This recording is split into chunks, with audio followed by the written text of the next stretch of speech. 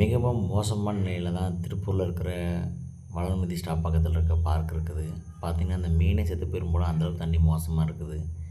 இங்கே வந்து பார்த்திங்கன்னா ஒரு ஆறுதல் பரிசுனா இந்த பறவைகள் தான். இந்த வாத்து, கிளி, முயல் இந்த மாதிரி இருக்கும். அதை மட்டும்தான் பார்க்க நல்லாயிருக்கும். மற்றபடி எதுவுமே நல்லா இருக்காது. இந்த கார்லாம் யூஸ் பண்ணலாம், ஆனால் அது வந்து யூஸுக்கு கொண்டு வரவே இல்லை, அப்படியே போட்டு வச்சுருக்காங்க. பார்த்தீங்கன்னா இங்கே சுற்றிலும் பாருங்களேன், ஒரே செடியாக படர்ந்து கிடக்குது.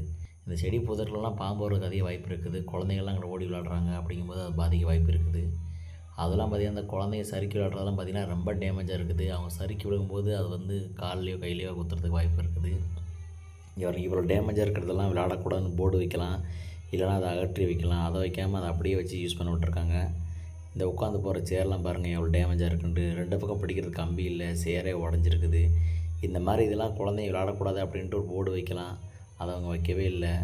அதெல்லாம் பார்த்திங்கன்னா நிறைய தண்ணி தொட்டிலாம் இங்கே இருக்குது, அதெல்லாம் சுத்திகரிக்கவே இல்லை. பார்த்திங்கன்னா அங்கே ஃபுல்லாமே பார்த்திங்கன்னா தண்ணி வந்து ரொம்ப பாசம் பிடிச்சி அதில் வந்து கொசுக்கள் வந்து முட்டையிட்டு குஞ்சு பொரித்து அந்த குழந்தைகளில் வர்ற அந்த பார்க்குக்கு அதிகமாக வரதே குழந்தைங்க தான், அவங்களை கடிக்க வாய்ப்பு இருக்குது. அது மூலமாக அவங்களுக்கு காய்ச்சல் வர வாய்ப்பு இருக்குது.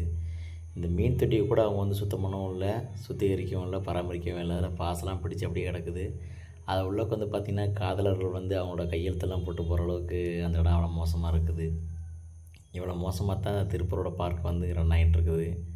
இங்கே வந்து பார்த்திங்கன்னா பெரியவங்களுக்கு 20 ரூபா, சின்னவங்களுக்கு 10 ரூபா வாங்குகிறாங்க. இதுக்கு முன்னாடி வந்து பார்த்திங்கன்னா 5 ரூபாய்க்கு விட்டுருந்தாங்க. 5 ரூபா இருக்கும்போது இந்த பார்க் வந்து பார்க்குறதுக்கு ரொம்ப லட்சணமாகவும் நீட்டாகவும் சூப்பராக இருந்துச்சு.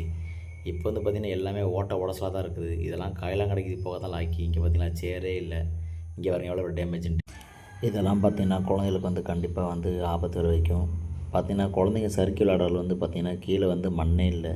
அந்த மண்ணை கொட்டி வச்சு தான் குழந்தைங்க அந்த மண்ணில் இறங்குவாங்க. இல்லைனா இந்த மாதிரி பள்ளமாக இருக்கும், அந்த பள்ளத்தில் இறங்கும்போது குழந்தைங்களுக்கு அடிபட வாய்ப்பு இருக்குது. பெரியவங்களுக்கு 20 ரூபா, சின்னவங்களுக்கு 10 ரூபான்னு வாங்குறாங்க.